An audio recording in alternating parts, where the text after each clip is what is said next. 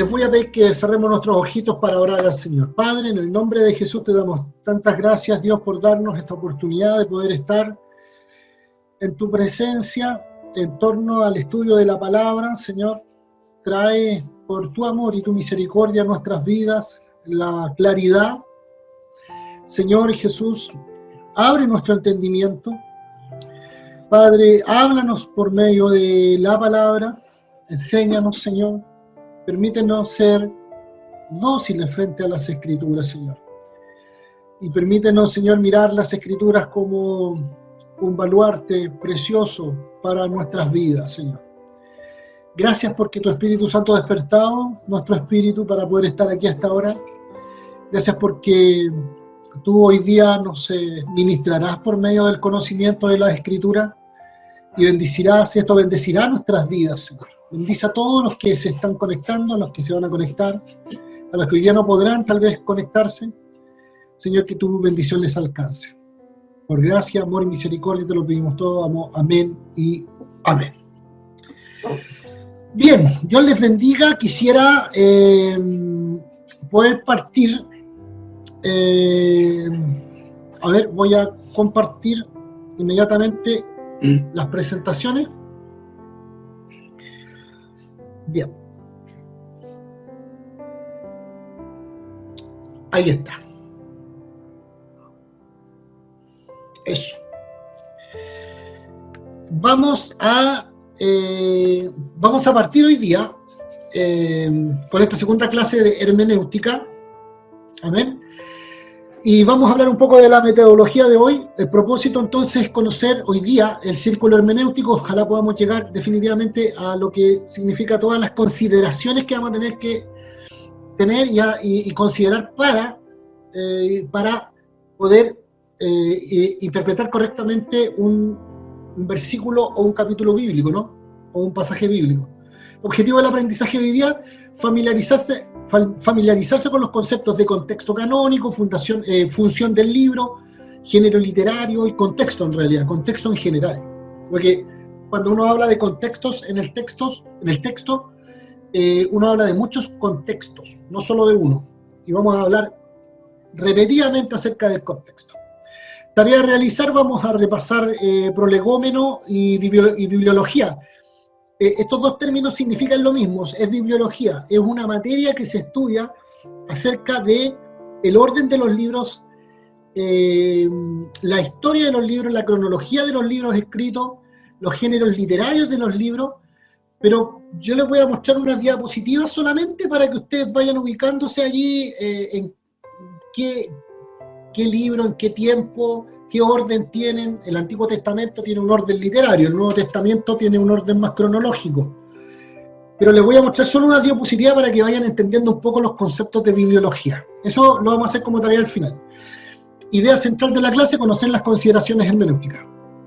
A eso nos vamos hoy día a dedicar, marco teórico, lo mismo que la semana pasada, y durante todas las semanas que estemos hablando de hermenéutica, la Biblia, ¿cierto?, como en su versión Reina Valera del año 1960, el libro de exégesis y exposición de Francisco Orozco, espero que ya lo hayan leído, por lo menos los 9 o 10 primeros capítulos, hasta allí va a llegar nuestra tarea, porque después Orozco comienza a hablar acerca de homilética, y nosotros no vamos a profundizar en homilética todavía.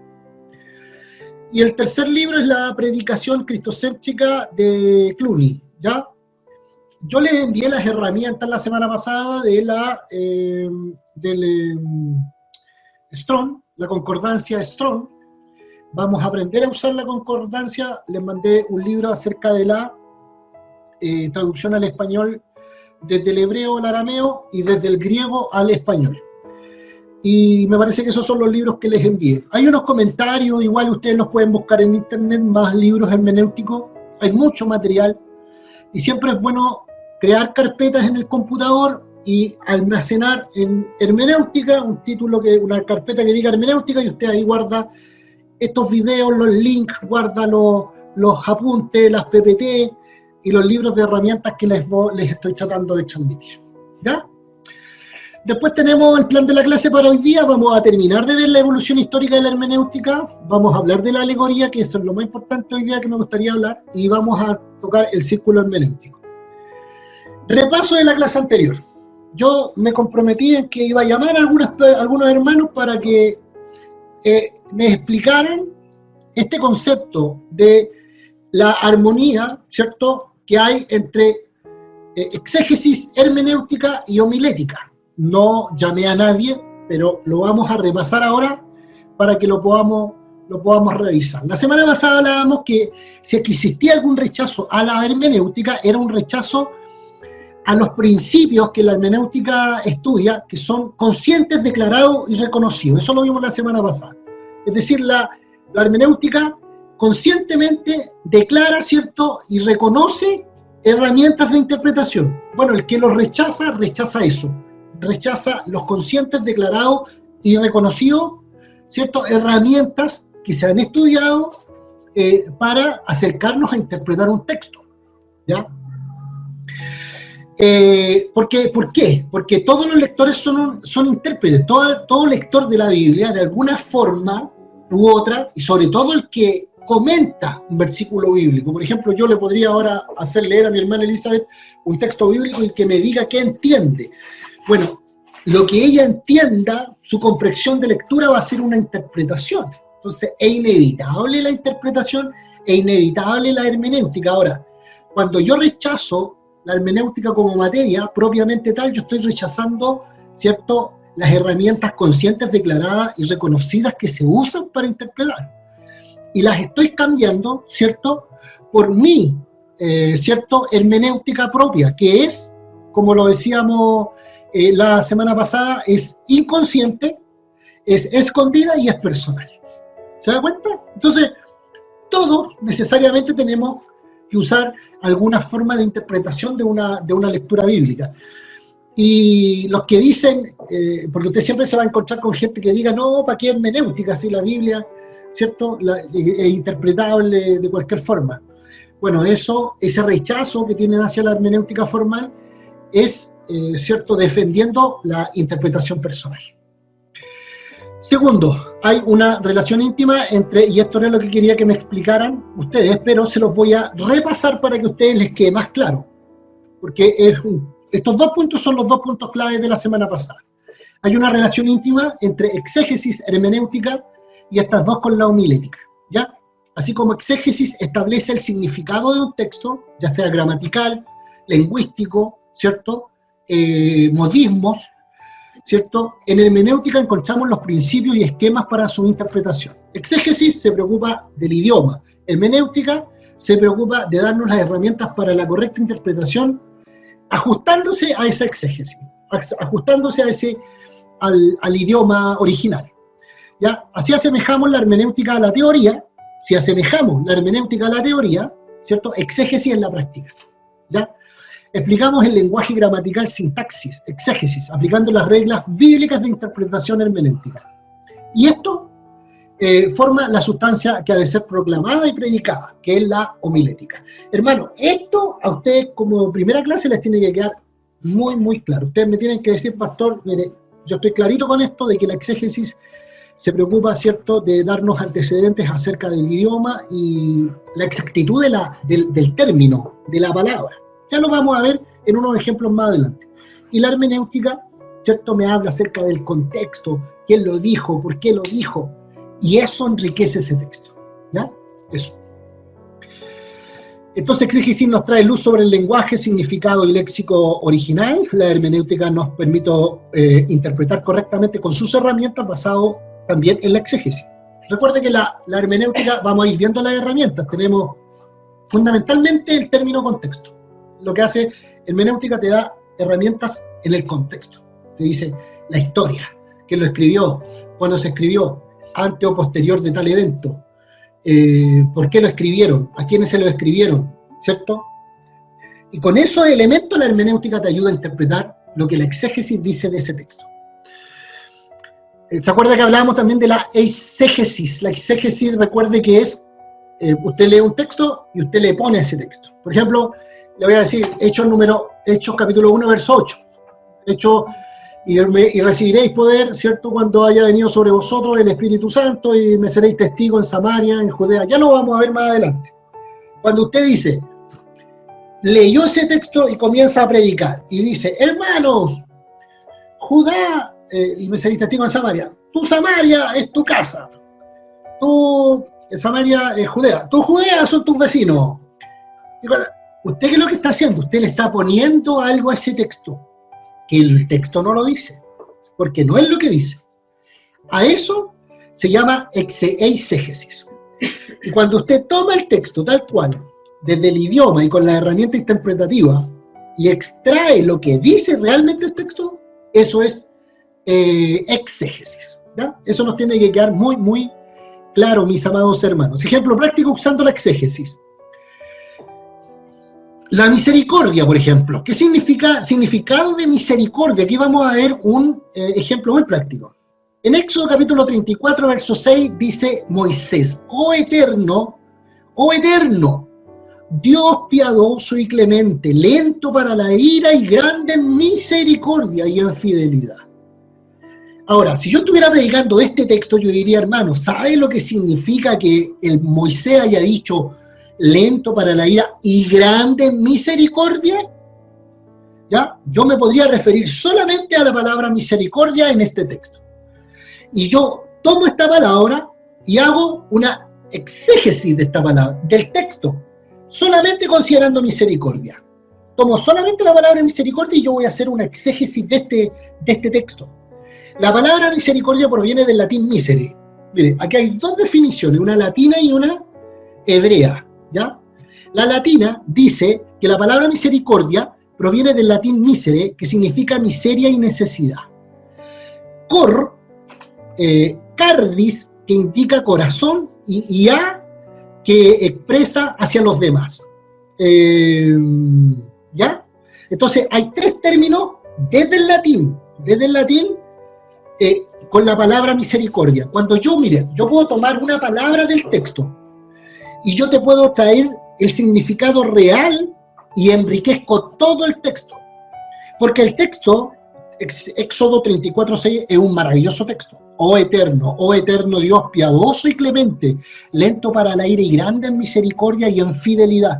Es una declaración gloriosa de la descripción, ¿cierto?, de Dios. Moisés está describiendo a Dios, el carácter de Dios. Y yo estoy tomando la palabra misericordia para traer más riqueza a lo que ya el texto dice. Entonces dice que desde el latín la palabra misericordia tiene tres partes: misere, cordis y a, que significa hacia los demás. Es decir, lo que significa la palabra misericordia es tener un corazón dispuesto hacia un miserable, hacia un desgraciado, hacia una persona que está mal, ¿ya? Vendría a tener, entonces la palabra misericordia desde el latín significaría dispuesto a un desdichado o a un desgraciado. Mire, ya estamos haciendo exégesis y hermenéutica con este texto. Pero en hebreo, la palabra misericordia está en la confluencia de dos términos: Rahamim y Haser. El término misericordia en hebreo, a diferencia del latín, en el Antiguo Testamento es Rahim, que significa víscera, tripa, guata, estómago, mi hermana de Puerto Rico, ¿ya? Entonces, en sentido figurado, expresa un sentimiento íntimo, profundo y amoroso que liga a dos personas, imagínate. El latín me decía que era la disposición de un corazón hacia un miserable. En hebreo me está diciendo que la primera palabra que compone la palabra misericordia desde el hebreo significa que hay un sentido figurado que expresa un sentimiento íntimo. Esto se usa, mira, hay un versículo bíblico en el libro de... No me quiero aventurar en el texto bíblico, pero es el momento en que van las dos mujeres con una guagua donde el rey Salomón y le dicen: esta guagua es mía, y las dos se la pelean. Todos conocemos esa parte. Y cuando Salomón dice: vamos a partir esta guagua en dos, porque es la única guagua que hay para dos mamás, porque una había muerto en la noche, la mamá verdadera desde las vísceras grita y dice: déjenlo con vida y dénselo a ella. Y eso le permite a Salomón darse cuenta que la guagua era de la mamá que había dicho: déjenlo con vida, porque la otra quería que lo partan en dos. Bueno, eso es misericordia. Ahí está la figura de la palabra misericordia. El segundo término es haser, que es el sinónimo anterior al anterior término. Asimismo existe la palabra soonán, que manifiesta mostrar gracia, ser clemente, jamal, que expresa compadecerse, perdonar. ¿Se da cuenta usted que un texto, trayendo exégesis a una palabra del texto, ¿cierto? Usted puede hacer con las otras herramientas que yo les voy a enseñar a través de la hermenéutica, enriquecer un texto de una forma impresionante. Y usted va a comprender, va a ser edificado y va a edificar, si es que puede predicar acerca de ese texto. Bien, hasta aquí. Voy a dejar de compartir.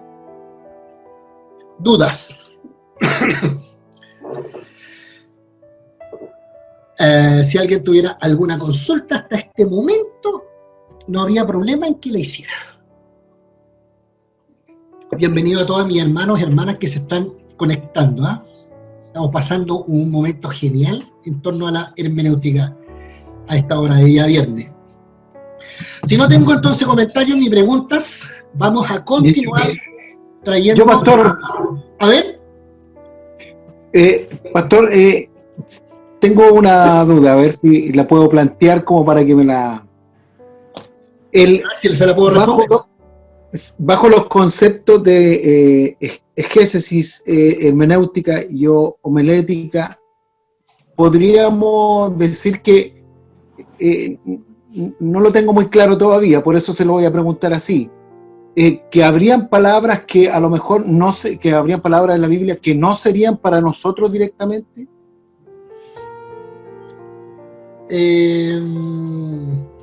Mire, cuando nosotros no, en términos estrictos, en estricto rigor, no, porque las escrituras, en términos globales, las escrituras, desde Génesis hasta Apocalipsis, tienen lo que se llama la continuidad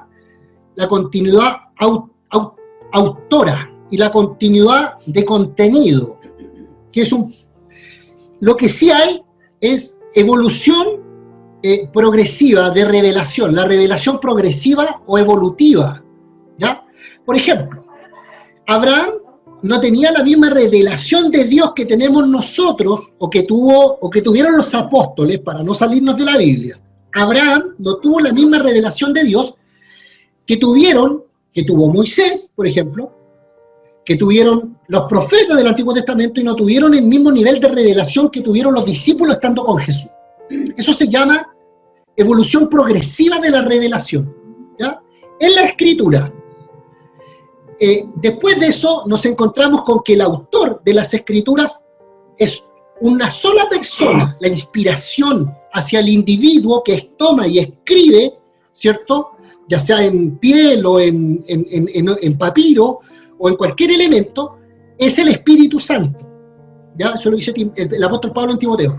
Y el tercer elemento es el único tema que traza toda la Escritura, es la relación de Dios, ¿cierto?, con la humanidad para rescatarla. Desde Génesis hasta Apocalipsis, directo o indirectamente, habla solo de ese tema. Por lo tanto, ¿habría algo en la Escritura que no fuera para nosotros?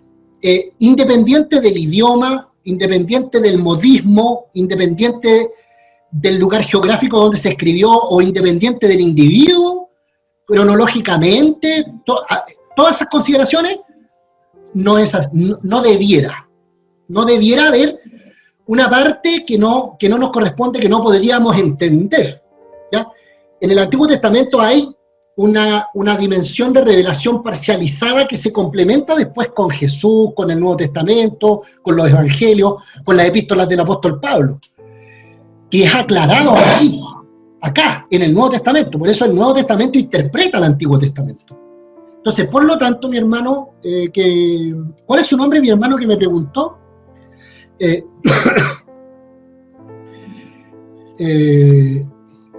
nombre del hermano que me preguntó.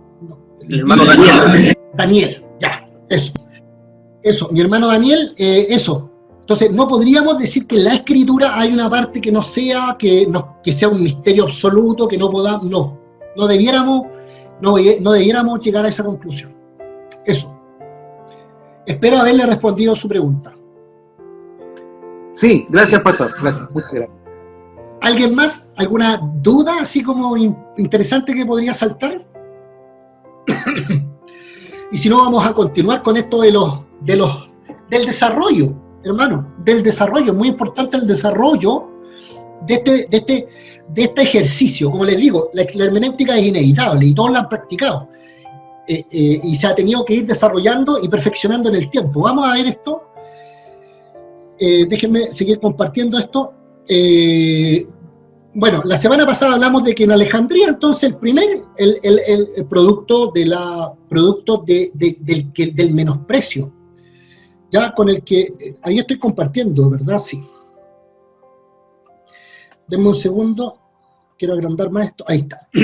En Alejandría habíamos dicho la semana pasada que producto, ¿cierto?, del desprecio que existía por este escrito sagrado, los judíos, influenciados por los griegos, comenzaron a usar mucha alegoría. Eso comienza en el siglo III, siglo II, ya de la era después de Cristo. Esta forma de alegorizar las escrituras no es propio de ellos, hasta hoy día se usa. Y nosotros los pentecostales somos expertos en alegoría. Después vino un intento, ¿cierto?, de Antioquía, ¿cierto?, desde el occidente, para tratar de contrarrestar esto, pero producto de las enormes energías que en Oriente se fueron levantando, no se pudo continuar con este acercamiento hermenéutico para tratar de ajustarse más a lo que decían los textos originales, etc. Después viene la influencia medieval, estos son aproximadamente 1000 años, y le hicieron una múltiple interpretación a un texto bíblico o a un capítulo bíblico. Cada vez que leían un capítulo bíblico le hacían 4 significados: significado literal, alegórico, moral y analógico. El literal mostraba lo que los padres hicieron, histórico, ¿cierto? El significado alegórico mostraba dónde estaba escondida la fe, que era algo...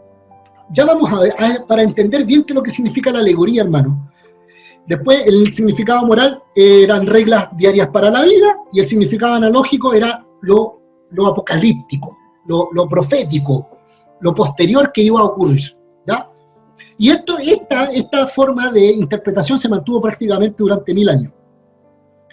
Después, producto de esta interpretación, la Iglesia Católica cayó, ¿cierto?, en la tradición. Durante este periodo, así como entre los judíos, la tradición de los ancianos tomó prioridad. Entre la tradición, me refiero a comentarios que se hacían acerca de la Escritura, encíclicas papales, ¿cierto? La llamada tradición eclesiástica vino a ser suprema. Después, los comentarios, encíclicas, ¿cierto? O estas especies de opiniones que daban las autoridades de la Iglesia de la Biblia le daban la misma, ¿cierto?, importancia. Tanto las escrituras como los escritos de los llamados padres de la Iglesia eran ofrecidos como sostén para estas tradiciones. A eso se refieren las tradiciones. La fuente principal de la teología medieval fueron las tradiciones de la Iglesia, hermano, no la Escritura, ¿ya? Durante los primeros 1000 años. Después vino una antitradicional e idiosincrásica. En la Edad Media de la Iglesia también es conocido la Edad Oscura. Y ojo aquí, porque no solo hubo una interpretación tradicional ni cuatripartita, sino que también hubieron especies de, ¿cierto?, formas extrañas de interpretar la Biblia. Recuerden que estamos hablando de la Edad Media, en donde la Iglesia Católica tenía un absoluto control acerca de la Biblia, sus traducciones, y la lectura era solamente para los líderes. Entonces, sin mencionar, dice, sin embargo, en la Edad Media la Iglesia también es conocida como la Edad Oscura, cuando muchos clérigos, sin mencionar los laicos, ignoraban el contenido mismo de la Escritura. El espíritu hermenéutico de esta época puede ser descrito por la frase de Hugo San Víctor en el año 1096. Hay un hermano que tiene el audio activado, a ver si por ahí lo puede silenciar un poquito, ¿ya? Mira lo que declara Hugo San Víctor en el año 1096, ¿ya? Dice, mira cómo pensaban Y por ahí, hasta hoy día se puede pensar así. Dice, primero, él recomendaba y le decía a los laicos, a los líderes de la iglesia, primero aprende lo que debes creer y luego ve a la Biblia para encontrarlo allí. Mira, imagínate enseñar, ¿cierto?, a los líderes de la iglesia en la Edad Media este principio, que es un principio herético. O sea, fórmate tú una opinión de algo y después revisa si es que está en la Escritura. Se da cuenta como incluso hoy día muchos, lo digo porque he caído en esa falta. De hecho, cuando yo enseño a predicar, yo les digo, nunca hablen, nunca mentalicen un tema bíblico y lo buscan después, no. Vayan a la Escritura y vean qué dice la Escritura, ¿ya? No se puede, para poder predicar, no se puede anteponer, ¿cierto?, un tema primero y después ver si está en la Escritura, confirmarlo con la Escritura. Ese no es el orden. Bueno, este hombre decía más o menos eso. Después viene ya la Reforma, por ahí por el año 1500, al traducir la Biblia al alemán, lo que hizo Lutero, entonces hizo un gran servicio a la nación alemana, pero también fortaleció el ímpetu de tener la Escritura en el lenguaje común de la gente, cosa que en ese tiempo era prohibido. Hubieron hombres que fueron quemados, ¿ya? Y aunque muchos debemos reconocer que los principios hermenéuticos de Lutero fueron mejor que su práctica. Es a él a quien debemos el mayor énfasis sobre el significado literal, hermanos. Y eso es muy importante, porque ¿qué es lo que hace la exégesis? Ve las raíces literales, gramaticales, como la única base apropiada para la exégesis. Lutero completamente despreciaba la interpretación alegórica de la Escritura, hermanos. Nosotros tenemos que rechazar la interpretación alegórica. Leer una parte de la Biblia y decir, esto significa esto, a buena y a primera. No. Aquí lo que vamos a hacer con este curso es tomar las herramientas y ajustarnos lo que más podamos. No vamos a ser expertos, no vamos a terminar con expertise absoluta. Y mientras más lo desarrollemos, más nos vamos a ir acostumbrando a considerar, cuando leemos un texto bíblico, considerar contextos históricos, proféticos, de autor, etcétera, la mayor cantidad de contextos, y ajustarnos a lo que nos dice la exégesis de cada palabra, o de las palabras más importantes de un texto, ¿ya? Entonces Lutero despreciaba la interpretación alegórica de la Escritura, llamándola puro polvo, especulaciones vanas y escoria. Mira, imagínate la impresión que tenía este reformador con relación a la alegoría. Podemos resumir su hermenéutica con una frase suya: el Espíritu Santo es el escritor más sencillo que hay en los cielos y en la tierra, por lo tanto sus palabras no pueden más que tener el sentido más sencillo, que es lo que llamamos el sentido escritural o literal. Entonces, así como en el antiguo, como en Alejandría, para darle más valor a la escritura, se tomaba cualquiera y se le daban una especie de lo que hacemos nosotros a veces, o lo que yo hacía para no incluirlo a usted. Tomamos cualquier parte de la Biblia, ¿cierto? Yo tomaba cualquier parte y le daba una profundidad y hacía eisegesis. Le agregaba al texto algo que el texto no decía. Y somos expertos para eso. Yo era experto para eso. Les pido perdón por ser así. ¿Ya? Después vino la influencia calvinista, la gramática histórica. ¿Qué hicieron estos personajes? Entonces, después de Lutero, la antorcha pasa a Calvino, que en sus comentarios sobre Gálatas, capítulo 4, del 21 al 26, se quejó de las prácticas de obtener varios significados de una misma escritura, como un invento de Satanás. ¿A qué se refería Calvino con esto? Era un abierto rechazo a la costumbre medieval de la Iglesia Católica de darle 4 significados, ¿cierto?, a la hermenéutica cuatripartita que tenía la Iglesia Católica medieval. Entonces, Calvino rechaza eso y dice, se queja de la práctica de obtener varios significados de una misma escritura como un invento de Satanás. En su introducción a Romanos, sus palabras fueron: es audacia, casi sacrilegio, usar la escritura a nuestro placer y jugar con ella como una pelota. Mira lo que decía Calvino, de aquellos que tomamos la Biblia, leemos un texto y sin hacernos ninguna pregunta, le ponemos al texto lo que no dice el texto. Y mira lo que dice: es audacia, casi un sacrilegio, usar la escritura a nuestro placer y jugar con ella como que si fuera una pelota, hermano. Como muchos lo han hecho, es el primer trabajo del intérprete dejar que el autor diga lo que dice. Cuando yo le coloco un texto, algo que no dice, yo estoy escondiendo al autor, al Espíritu Santo, etc. Aunque los principios de sola fe y sola gracia constituyen el principio material de la reforma, el principio formal de la misma es sola escritura. Y eso es muy importante. Uno de los más importantes, bueno, son 5 solas, y la sola escritura era, ¿cierto? Sola fe, sola gracia, sola escritura, solo Cristo y solo a Dios gloria, eran solamente todas esas declaraciones, que son palabras latinas, ¿cierto?, fueron en rechazo a la multiforme como la Iglesia Católica medieval llevaba la fe en esos años. Después la dogmática teológica se forma, ¿cierto? Fundamentos teológicos de la hermenéutica de la Reforma eran 6. El principio psicológico, que lo llama Lutero, pero eso es el principio espiritual, que es el principio más importante, hermano. Nosotros podemos tener comentarios de un verso bíblico, de escritores y de teólogos y exegetas expertos, podemos tener todos los antecedentes hermenéuticos, todos los contextos, contexto histórico, hermano, y esto quiero que me presten mucha atención, contextos históricos, contextos cronológicos, contextos, podemos tener una exégesis exquisita acerca del texto, pero ¿sabe qué, hermano? Sin el Espíritu Santo, y déjeme recalcarlo, hermanos, para los estudiantes de la Biblia, para los predicadores, el Espíritu Santo es el más importante apoyo y compañero fiel en la comprensión, redacción y exhortación de la palabra. No hay otro. Todos estos elementos sin la influencia del Espíritu Santo no son nada, hermano. Y eso a usted le tiene, como estudiante de teología y estudiante de hermenéutica, le tiene que quedar claro. Cada vez que usted va a leer, el solo ejercicio sencillo de la lectura de la Biblia, usted tiene que orar. No llegar y leer la Biblia, orar y decir Espíritu Santo, porque para eso está el Espíritu Santo. Voy a leer las Escrituras, hable mi mente, limpia mi corazón y permíteme capturar lo que tú me quieres decir. ¿Amén? Eso es muy importante. Amén. Amén. Amén. Así es. Así es, así lo hago yo, profesor.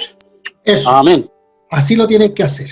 Así que todo esto, todo lo que yo les estoy diciendo va a enriquecer lo que ustedes hacen. Pero yo les digo, si ustedes no dependen del Espíritu Santo para todo, yo les digo, no. Porque, ¿qué es lo que va a pasar? El día de mañana ustedes se van a sentir orgullosos, se van a pavonear con otros cuando alcancen un nivel de conocimiento, porque se van a refinar sus oídos. Siempre tiene que haber humildad, hermano, sencillez. Siempre, aunque no toda la culpa está en que los hermanos a veces no tienen lecciones de hermenéutica y hasta el más sencillo exhortación de la palabra, algo nos deja porque también está el Espíritu Santo allí. Por eso no hay que despreciar a ningún predicador. Sí hay que tener consideraciones y ojo cuando están cayendo en herejía, pero de pronto el Espíritu Santo está detrás de una persona. Spurgeon, en un día de nieve, vagando por no sé dónde en Inglaterra, se mete un día a una iglesia de puro frío, congelado hasta los que le salían por aquí, congelado entero. Y una sola palabra de un zapatero predicando en un púlpito le produjo que se pudiera reformar y cambiar su corazón, porque empezó un bichito del Espíritu en él, con una sola palabra que dijo un ignorante carpintero desde el púlpito, porque el pastor ese día no estaba, por producto de la tormenta, no había podido llegar. Entonces, hay que tener equilibrio en eso, mis hermanos, ¿ya? Eso quería decirles. Vamos a predicar. El principio de la autoridad. La Biblia es la autoridad suprema, final de todo asunto teológico, por lo tanto está por sobre cualquier autoridad, ¿ya? Ojo, hoy día hay hombres que dicen, ¿cierto?, a través de las redes, a través de los televisores, a través de los canales heréticos, de televisión pseudo-cristianos, ¿cierto?, con hombres que declaran y que mi verdad, hermanos, no hay ninguna autoridad más importante que las Escrituras. El principio literal. Lutero mantuvo la primicia de la interpretación literal de la Escritura. Esta primicia refutó la interpretación cuatripartita de los escolásticos. Lutero especialmente rechazó los métodos alegóricos, ¿ya? Estas interpretaciones cuatripartitas, alegóricas, Lutero las rechazó y se quedó por el principio literal. El principio de la suficiencia. El cristianismo piadoso competente puede entender el verdadero significado de la Biblia y por lo tanto no necesita las guías oficiales ofrecidas de Roma, la claridad de la Biblia junto con el sacerdocio de todos los creyentes, hace que la Biblia sea la propiedad de todo cristiano. Vamos a ir más rápido, ¿ya? Estos son los 6 principios, ¿cierto?, de que en la Reforma se establecieron para la interpretación correcta de la Escritura. Ya lo habíamos visto, ¿cierto? El primero, el principio del Espíritu Santo, el principio de la autoridad de la Escritura, el principio literal, el principio de la suficiencia, que la sencilla lectura de la palabra nos da claridad. Pero, como lo habíamos dicho al comienzo, ¿cierto?, hay partes que son difíciles de entender.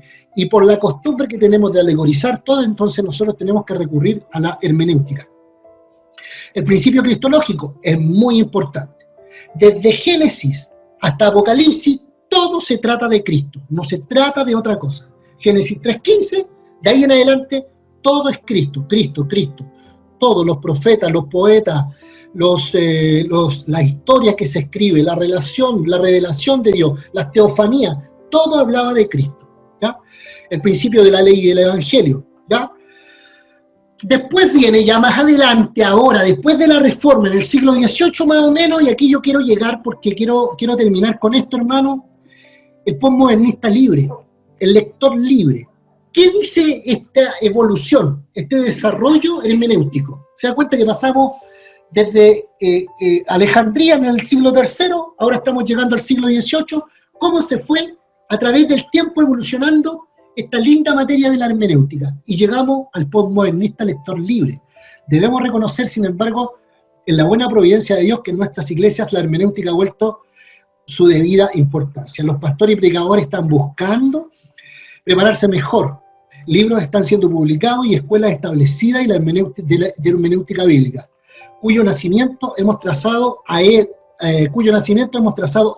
¿Se acuerda que vimos la semana pasada a Esdras como uno de los principales exponentes de la hermenéutica? ¿Ya? En el siglo XX, ¿cierto?, ha visto grandes cambios en el campo de la hermenéutica, sobre todo por la influencia de Karl Barth y Rudolf Bultmann, así como de otros campos, como el criticismo, hermano. Hubo un movimiento de la crítica alta y la crítica baja en el siglo XIX, y eso influenció hasta ahora.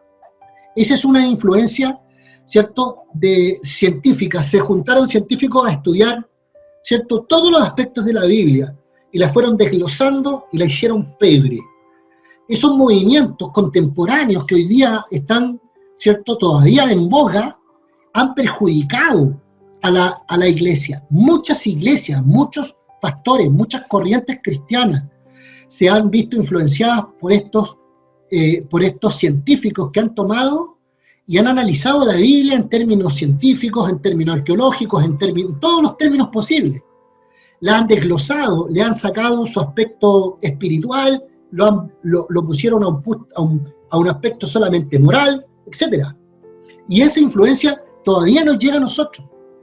Ya en el siglo XX vio el nacimiento del llamado nuevo criticismo, la crítica, que enfatiza el supuesto significado que el texto tiene en sí mismo, es decir, aparte del propósito e intención original de su autor. O sea, se fueron demasiado al tema de del literalismo, dejando de considerar estos temas transversales, como es la obra del Espíritu Santo, que habla de Cristo en todo su contenido, etc. Cuando intérpretes aplican este principio a la Biblia, la historia de la Biblia es minimizada, y lo que el lector considere que es significado toma preponderancia. Mira, imagínate, aquí, como en todo orden de cosas en la posmodernidad, el Dios es el hombre. Entonces, ¿qué es lo que hacen estas influencias? Toman la Biblia, la abren y la leen, pero la leen de la perspectiva de ellos, desde las conclusiones de ellos, desde lo que ellos quieren interpretar.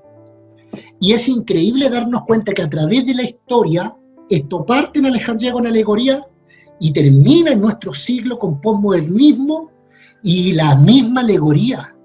Aquí es lo que, mira lo que dice, en el presente la mayoría de las interpretaciones se pueden catalogar en 3 clases.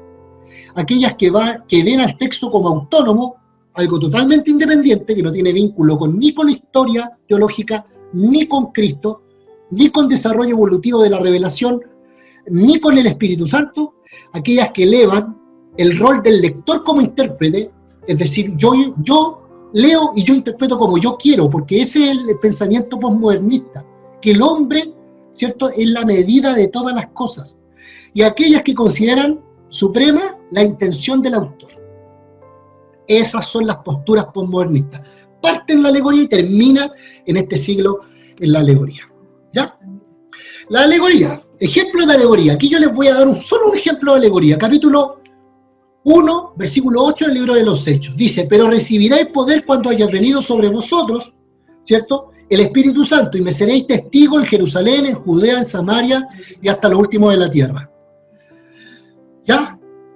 Ahora, sin alegorizar este importante mandato, nos damos cuenta que se cumplió en el mismo libro de los Hechos. ¿Qué significa eso? Que si yo tomo este texto y empiezo a decir, bueno, mi Samaria, mi Jerusalén es mi casa, mi Judea mis vecinos, mi Samaria mi ciudad, y tengo que ir a África a predicar. ¿Cuántas veces nos hemos escuchado eso, hermano, desde los púlpitos? Eso es eisegesis, es poner en el texto algo que el texto no dice. Porque en el capítulo 1, del verso 1 al 7, explica que se predicó en Jerusalén. De Judea y Samaria, en el capítulo 8, del 1 al 11. Y hasta lo último de la tierra está en el capítulo 11, del verso 19 al 28. Entonces, se da cuenta de cuando no tomamos, ¿cierto?, las escrituras con la seriedad que se debe tomar, usamos y abusamos de estas herramientas como es la alegoría. Ahora, ¿qué es lo que es la alegoría? Es ficción consciente en representar una cosa por medio de otra.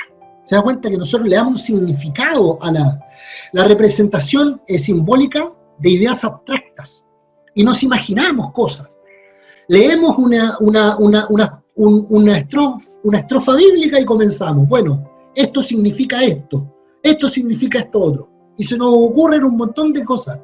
Es una metáfora continuada. En el método alegórico, el texto es interpretado aparte de su sentido gramático e histórico. ¿Se da cuenta? Ahí, cuando yo abuso de la alegoría en un texto bíblico, yo no estoy considerando ni la gramática, ni la historia, ni ningún tipo de contexto. ¿Ya? Lo que el autor original está tratando de decir es ignorado. Y lo que yo quiero interpretar de ese texto es lo que yo quiero transmitir. ¿Se da cuenta que no es bonita la alegoría, hermano?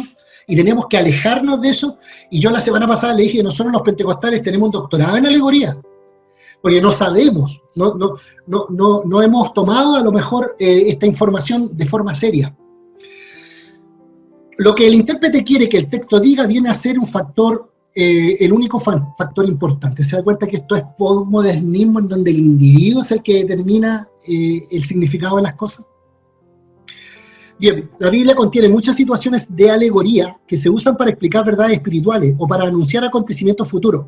Los ejemplos más claros de alegoría en la Escritura son las parábolas de Jesús. En estas historias los personajes y los eventos representan una verdad acerca del reino de Dios o de la vida cristiana. Por ejemplo, en la parábola del sembrador en Mateo capítulo 13, del 3 al 9. La semilla y los diferentes tipos de terreno ilustran la palabra de Dios y las diversas respuestas a ella. Como Jesús lo explica, pero siempre hay que tratar de entender, hermano, perdón, que hay un principio que dice que si hay un texto bíblico difícil de interpretar, la misma Biblia tiene que darnos pistas para poder darle una interpretación a ese texto. Y no buscar interpretaciones personales, ¿ya? Entonces, esta parábola o esta alegoría prácticamente todas están explicadas en la misma escritura, ¿ya? Para que nosotros no caigamos en el ejercicio de hacer interpretaciones sobre la nada, sobre el criterio y sobre el pensamiento personal. El punto es que la alegoría registrada en la Escritura, como el principio que vamos a ver en la Biblia, solo la Biblia interpreta la Biblia, en ella se encuentra la explicación. Es decir, en la misma palabra se encuentra la explicación y aplicación de las alegorías. ¿Ya? Bien. ¿Cómo vamos hasta aquí? Dios les bendiga, llevo 49 minutos. ¿Alguna duda hasta aquí? Quiero terminar con el círculo hermenéutico para las consideraciones. Hermana Elizabeth, Dios le bendiga. Sí, tengo una duda. la alegoría viene siendo lo mismo que exégesis. Exactamente. Exactamente. Porque como usemos solamente el texto de Hechos capítulo 1, verso 8, que yo lo he usado harto este día, y me seréis testigos. Y comenzamos ahí a hablar de mi casa, de mi tía, de mi hermano, y no es lo que dice la Biblia. Si yo me ajusto, no es lo que dice. Y nosotros usamos y abusamos mucho de la alegoría, ¿ya? Mire, hay momentos en que tal vez hasta es correcta, pero mire, escuchen esto. Si usted no tiene un conocimiento teológico estrictamente bíblico, ¿por qué? Por ejemplo, le voy a poner un ejemplo. Spurgeon usa mucha alegoría. Si usted lee o escucha a Spurgeon, usa mucha alegoría. Pero Spurgeon era un hombre que era tremendamente conocedor, ¿cierto?, de este tipo de contextos que nos entrega como herramienta la hermenéutica. Sobre todo conocedor de la teología, ¿ya?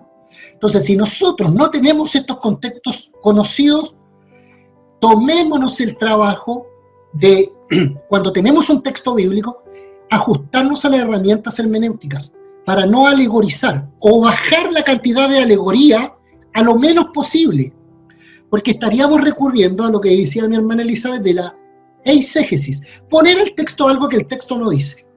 Y eso no es bonito. Tenemos que sentir en algún minuto, cuestionarnos, ¿cierto? Y decir, lo estoy haciendo bien, lo puedo hacer mejor. Y estas clases nos pueden traer luz acerca de eso. ¿Alguna otra duda, comentario de mis hermanos, hermanas, pastores, hasta este momento? Me quiero tomar los próximos 10 minutos para hablar acerca de las consideraciones del círculo hermenéutico. Hoy vamos a ver varias consideraciones. ¿Ya? Voy a seguir compartiendo entonces, denme unos 10 minutos más, a 10 a 15 y vamos a terminar. Bien. Nosotros tenemos, ¿cierto?, partes del texto y tenemos todo el texto. Podríamos decir que tenemos un versículo de un capítulo. ¿Ya? Y eso es lo que nosotros... Pastor Cora. Sí, dígame. Una consulta. Dígame. Solamente una consulta, Pastor. Las parábolas, ¿qué es lo que son? Son alegorías. Pero repito, prácticamente todas las parábolas y figuras literarias, no solamente las parábolas, que están expuestas y escritas en las escrituras, tienen la explicación en las mismas escrituras, para que no caigamos en el ejercicio de nosotros interpretar, ¿cierto?, a un intérprete propio, ¿cierto?, las parábolas que están en la escritura, como por ejemplo la del sembrador. Sí, y le preguntaba esto porque también escuchábamos en montones de oportunidades al hermano Pablo. Argentina, ¿no? No, el hermano Pablo es un hermano, sí, me parece que sí, pero él siempre tocaba el tema de un pasaje, o sea, contaba una historia y después lo llevaba al tema del pasaje, también, como una alegoría o un hecho de historia real, llevada también a la palabra, que presentaba así el Evangelio. Sí. Mire, un mensaje a la conciencia se llamaba. Sí, sí. A ver, cuando... Era práctico. Sí, sí, porque el objetivo no era la exhortación de la palabra, el objetivo del hermano Pablo era la predicación del Evangelio a personas que no estaban familiarizados con las escrituras. Él no le estaba predicando a una iglesia. ¿Utilizar alegoría o parábola o alguna? No, lo que hacía el hermano Pablo era usar figuras, ilustraciones, lo que se llama la ilustración. Sí, correcto. ¿Ya? Entonces, lo que hacía el hermano Pablo era contar una historia, una ilustración, y ajustarlo a algún antecedente bíblico para que a través de eso puedan dejar alguna reflexión en los individuos que no tenían cierto conocimiento de la Biblia. El hermano Samuel Vila también también es otro Sí, personaje. esas son estrategias evangelísticas más que esfuerzos expositivos de la palabra. Nosotros lo que estamos haciendo acá es Sí. enfocarnos, ¿Quería ¿cierto? preguntarle algo, pastor? Con todo gusto, con todo gusto. Que el Señor les bendiga. Mire, nosotros cuando estuvimos viviendo en el sur y estábamos en la iglesia, se hablaba acerca de los dones espirituales, ¿ya? En 1 Corintios capítulo 12, pero no lo leer completo, sino que en el versículo 5 dice, y hay diversidad de ministerios, pero el Señor es el mismo. Y hay diversidad de operaciones, pero Dios que hace todas las cosas en todos es el mismo. Lo que pasa es que allá tomaban la palabra operaciones y operaban a las personas, ¿me entiende? ¿Lo había visto usted? Sí, sí. Nosotros lo vivimos mucho allá en el sur. Ya, entonces nosotros sufrimos mucho por esa situación, así que quería ver si me lo aclaraba más todavía. A nosotros nos trataron de anti-espirituales, que no creíamos en el Espíritu Santo, que no creíamos en esto, porque nosotros tratábamos de correctamente interpretar la palabra como corresponde. Sí, sí, no. Primero nos vamos a salir del tema, pero déjenme responderle, a ver si lo puedo hacer en unos minutos breves. El sur, Chile, Latinoamérica, no hay conocimiento bíblico, hermano. Y eso es manipular la escritura. Operación no tiene relación con el ejercicio, y lo vi en iglesias acá en Santiago de Chile. También nos trajeron acá. Sí. De personas que llegaban y operaban. Y vi milagros también, lo tengo que decir. Vi milagros también, inexplicablemente, porque aquí uno puede ser cesacionista o continuista, pero los milagros de Dios existen. Vi milagros, Sí, fui testigo, pero eso no quita que se use, se maluse, se malinterprete. Y eso es lo que me acaba de leer mi pastora, no es una correcta interpretación, está absolutamente equivocado. Ahora, Dios operaba en sanidad de manera soberana cuando Él lo estimaba, así como hoy día lo hace todavía. Y el Espíritu Santo sigue funcionando todavía. El tema es que nosotros los pentecostales nos adueñamos de los dones, nos decimos el don es mío, yo soy el que sano. Y eso es lo equivocado. El Espíritu Santo es soberano y el Espíritu Santo va a sanar y no va a sanar cuando Él lo estime conveniente. Y yo no soy dueño del don, yo soy un instrumento del don. Entonces ahí hay un montón de interpretaciones equivocadas que tenemos nosotros los pentecostales. Digo yo porque yo soy un pentecostal de lengua, por hermano, de hueso colorado. Aunque por ahí me puedan decir lo contrario. Entonces, eso, espero haberle respondido su consulta, y para no desviarnos, denme los últimos 10 minutos, mi hermano, de interesante que está esto, me gustó. Yo quiero referirme a este círculo hermenéutico. Entonces tenemos partes del texto, o que puede ser un versículo o un capítulo, o podemos tener un capítulo de un libro completo, ¿ya? Cuando tenemos todo el texto, ya sea un capítulo o un libro completo o un versículo clave, ¿cierto? Lo que tenemos que considerar, y aquí ya comenzamos a hablar de las herramientas hermenéuticas, hermano. El contexto canónico, lo primero, el contexto canónico se refiere al contexto bíblico. ¿Dónde está en la Biblia? Está en el Pentateuco, está en el Apocalipsis, está en las cartas personales, está en las cartas para un conjunto de iglesias. Función en el libro. ¿Qué parte del libro es? Hay libros que tienen distintas partes, hay libros que tienen profecía, hay libros que tienen historia, hay libros que tienen exhortación, amonestación, etc. Género literario, ¿es un libro poético? ¿Es una epístola? ¿Es un libro profético? ¿Es un libro histórico? ¿Es una parábola dentro de un libro, de un relato? El autor, ¿quién lo escribe? Su ministerio, ¿es profeta, apóstol, sacerdote? ¿Era profeta, historiador, un apóstol? Audiencia original, ¿de qué lugar era? Conocer contextos de la audiencia, hermanos. Ahora, todos estos elementos, mi hermano, hoy día estamos en la más abundante riqueza de material informativo, ¿ya? Yo ya les mandé mucho material.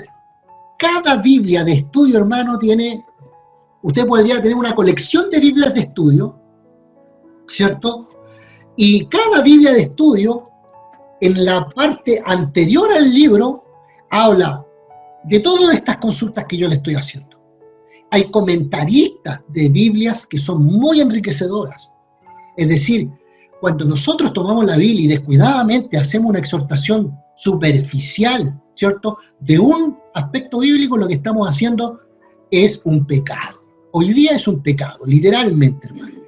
Contexto histórico, en qué tiempo de la historia fue escrito, etcétera. Observar los contextos culturales, el contexto social, el contexto político, el contexto filosófico, el contexto histórico del relato que estamos analizando, ¿ya? Y aquí yo les dejé algunas referencias, hermano. En la primera parte dice Antiguo Testamento Tanaj, ¿ya? Estas son láminas que les van a ustedes ayudar a interpretar, y esta es la tarea que tenía para hoy día para ustedes. Poder darle información acerca del prolegómena en teología o la bibliología, lo que se llama la bibliología. El Tanaj, ¿cierto?, que es todo el Antiguo Testamento, se distribuye entre la ley y los profetas, los escritos sapiensales, ¿cierto? Y estas tenían un nombre en el hebreo, era la Torá, el Nevitim y el Ketubim. La ley, que era la Torá, que era la pregunta que nuestro hermano Daniel nos hacía la semana pasada, es el Pentateuco. Ahí están los libros del Génesis, Éxodo, Levítico y Número y Deuteronomio. Después vienen los profetas anteriores y los posteriores, o los mayores y los menores. Los profetas anteriores son Josué, Jueces, Primera y Segunda de Samuel y Primera y Segunda de Reyes. Históricos también son conocidos esos libros. Mayores, Isaías, Jeremías y Ezequiel. Y profetas menores, Oseas, Joel, Amós, Abdías, Jonás, Miqueas, Nahum, Habacuc, Sofonías, Ageos, etc. Después vienen los libros sapiensales, Sabiduría, Salmos, Proverbios y Job.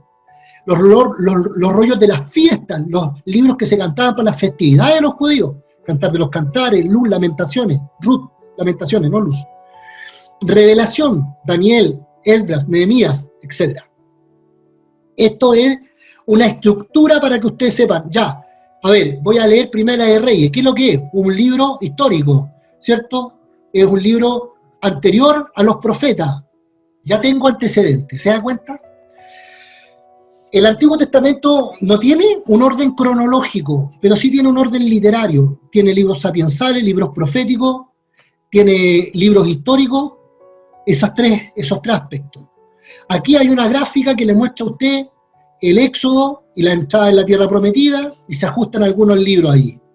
El rey David y Salomón, el reino se divide en el norte y el sur. Ahí hay algo de cronología, pero las escrituras en el Antiguo Testamento no tienen un orden cronológico, hermano, ¿ya? Por eso están así escritos y están dibujados en esta gráfica de esta manera. El Nuevo Testamento sí tiene un orden cronológico. Ese sí, tomen estas viñetas, dibújenlas, háganlas en cartulina para que ustedes aprendan esto, hermano. Por ejemplo, en el año 0 nace Jesucristo. La crucifixión, la resurrección de Jesús, la ascensión de Jesús y la descensión del Espíritu Santo, todo eso sucede en el año 30. Después, en el año 34, viene la conversión de Pablo. Pablo inicia sus viajes misioneros en el año 48, el primer viaje misionero en el año 48, el segundo en el año 49. Imagínense, después tenemos los evangelios que vienen a ser escritos en los años 53, 55, Marcos, el más antiguo, Mateo, del 55 al 65, después Lucas, y Hechos en el año 62 y así. Y anterior a eso, por ahí por los... el año 51, anterior a eso, están algunas epístolas de Pablo ya escritas, Primera de Tesalonicenses, la primera en el año 51, antes de los evangelios incluso. ¿Se da cuenta, hermano, que esto es muy enriquecedor? Estas láminas que estoy compartiendo son muy enriquecedoras, porque es material que yo le estoy aceptando para que usted pueda, ¿cierto?, ajustarse a... ¿Por qué dejaste esa galleta ya? A ver, ¿qué ¿Por pasa? qué dejaste una galleta ya? A ver si... Pero sácalas del baño. Ahí desactivé un audio. Estaban ahí retando a la Polette. Bien. Hermano, quiero con esto terminar. Entonces tenemos tenemos acá, tenemos partes del texto, todo el texto, tenemos algunos aspectos que tenemos que considerar de la hermenéutica. Tenemos estas viñetas que les estoy enviando, que son antecedentes que van a enriquecer su lectura, ¿cierto? Y después tenemos la influencia de nosotros los lectores. Mire, nuestra lectura, nuestra intervención en la lectura, ¿cierto?, de la escritura no va a alterar el texto. Pero, ¿cierto?, influye. Nosotros como lectores influimos sobre lo que leemos, ¿ya? Influye en nuestro contexto histórico, nuestro contexto cultural, influye a la gente a la que le estamos hablando, pero no altera, no debe alterar, pero debemos, nosotros los hermenéuticos, o las personas que estudiamos hermenéutica, debemos considerar este elemento, tenerlo en consideración, ¿ya? Tenemos que considerarlo en una forma positiva y una forma negativa. ¿Cómo va a afectar a la audiencia? La influencia que puede haber al ser nosotros un elemento activo en la lectura e interpretación de un texto bíblico.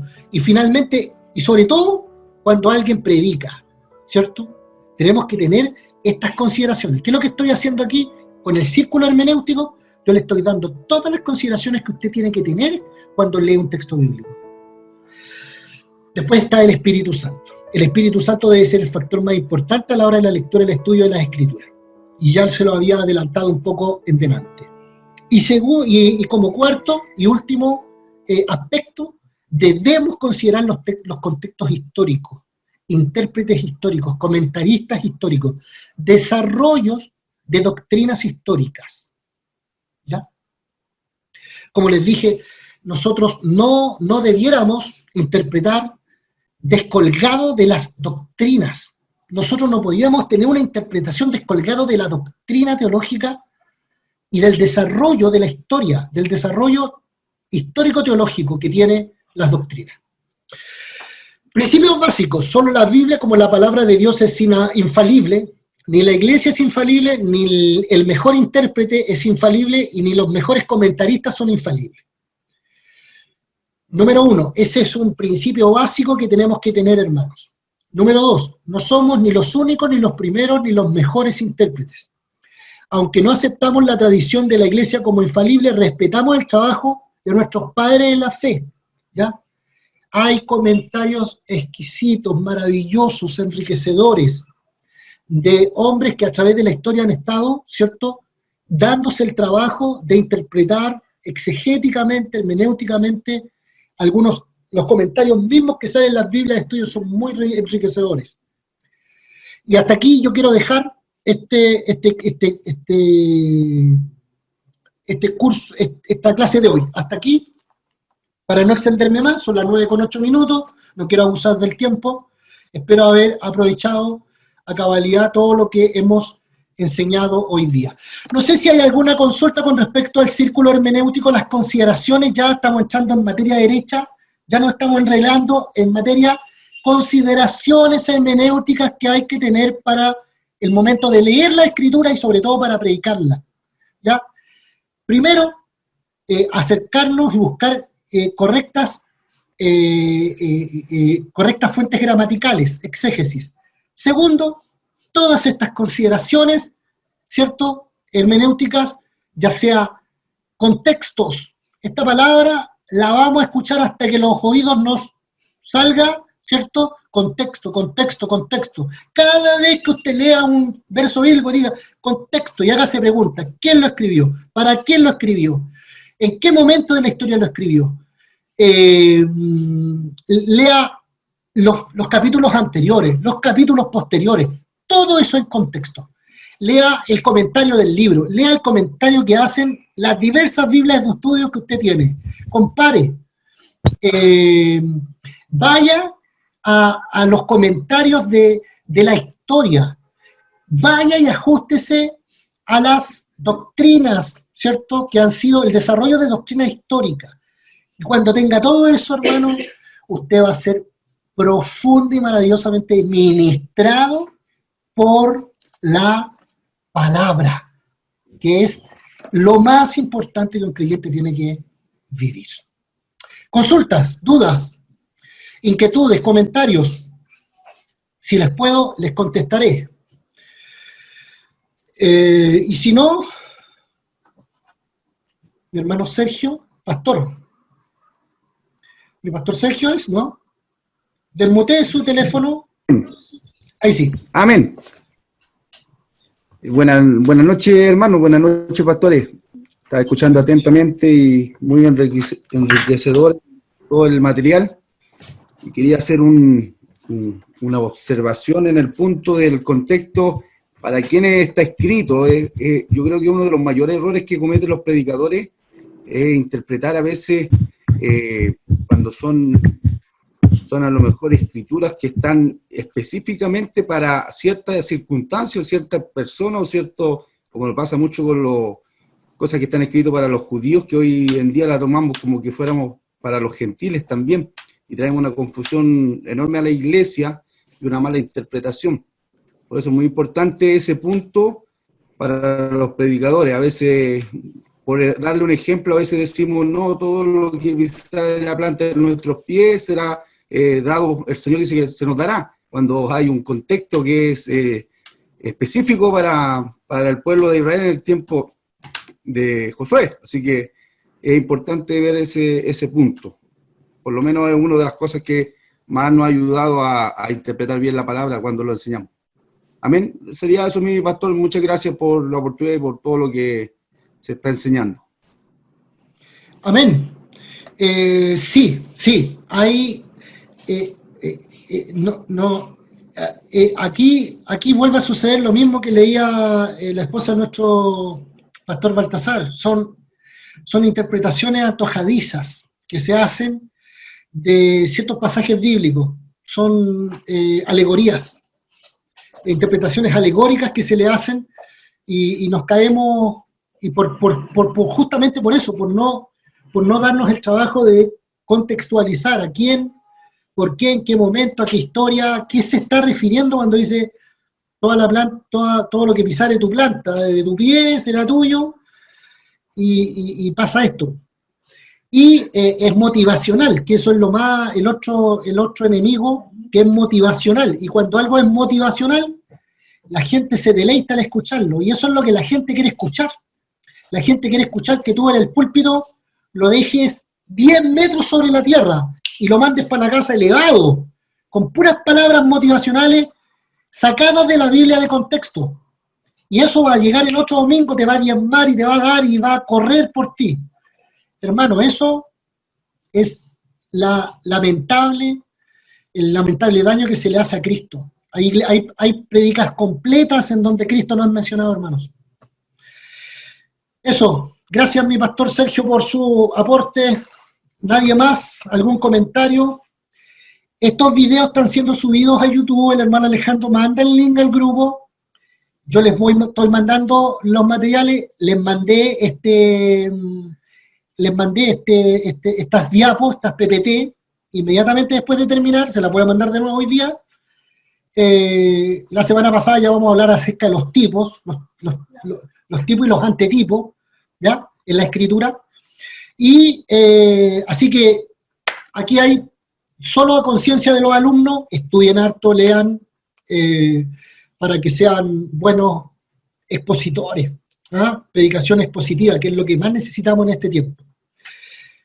Mi pastor Jorge, Dios le bendiga, gracias por esta oportunidad, lo dejo a usted para que pueda terminar este precioso día de hermenéutica. Amén, muchas gracias mi pastor Juvenal, gracias al Señor por lo que hoy nos ha compartido. Tengo una consulta. ¿Tendríamos que entonces dejar a un lado un poco el horóscopo cristiano? Perdón, el pan de vida, el pan de vida debería dejarse porque son solamente textos fuera de contexto. Es verdad, hay muchas, nosotros estamos llenos de prácticas que no son bíblicas, de tradiciones que no son bíblicas, y es lamentable, pero es tragicómico. Sí, bueno, ese era un comentario adicional.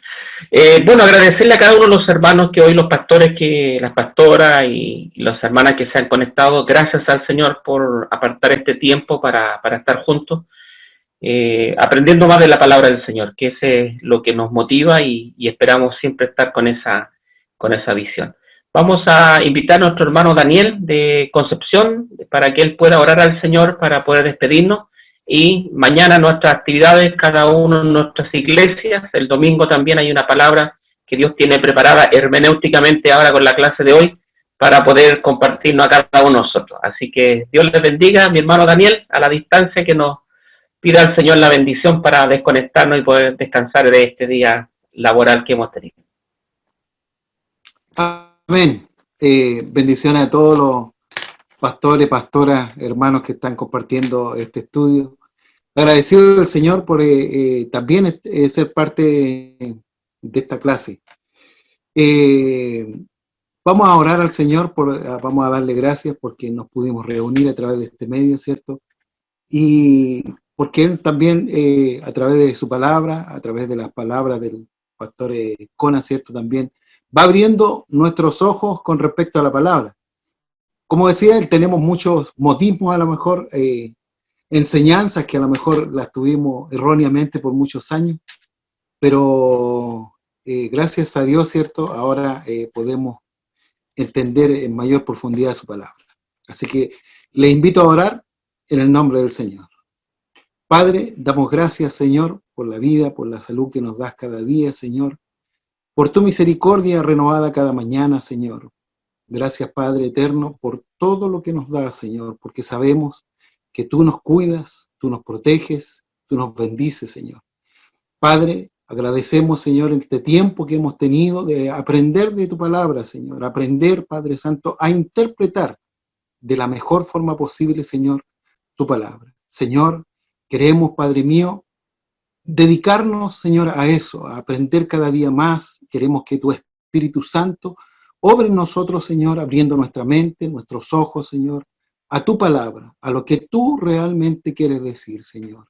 Padre, te pido bendición para todos los que han participado en este día, Señor, para la persona, Señor, que ha llevado esta clase, Señor. Sea muy bendecidos los pastores, su familia, Señor, y seamos todos bendecidos bajo tu mano, Señor. En el nombre de Jesucristo, nuestro Salvador. Amén. Amén. Prenda su camarita y le decimos a los pastores, muy buenas noches, los pastores. Buenas noches. Buenas noches, mi hermano. Buenas noches, pastores. Dios les bendiga. Hermanas. Que tengan un muy buen fin de semana. Buenas noches, buenas noches. Dios los bendiga. Buenas noches, Dios los bendiga. todos. Gracias por la clase. Hermano Daniel, hermano Luis.